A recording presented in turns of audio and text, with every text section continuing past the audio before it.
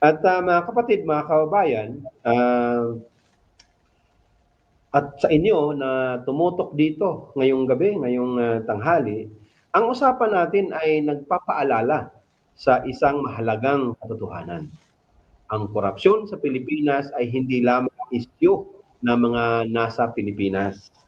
Ito ay sugat na dinadala ng bawat nating Pilipino sa Europa man o saan mang panig ng mundo.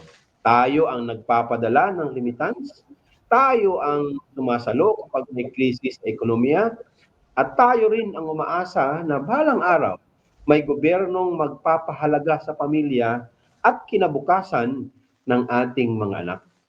Kaya ang laban para sa transparency, good governance at tunay na pagbabago ay hindi hiwalay sa mga buhay nating andito sa labas ng bansa.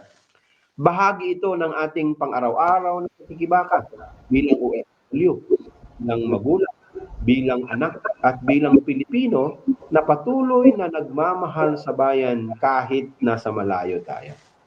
Sa presensya ng mga organisasyong migrante at sa mga katulad ninyong hindi tumitigil sa pagtanong, pag-analisa at pagkilos, may pag-asa tayo sapagkat saan man naroroon ang Pilipino, naroroon ang lakas, dangal at diwa ng pagbabago.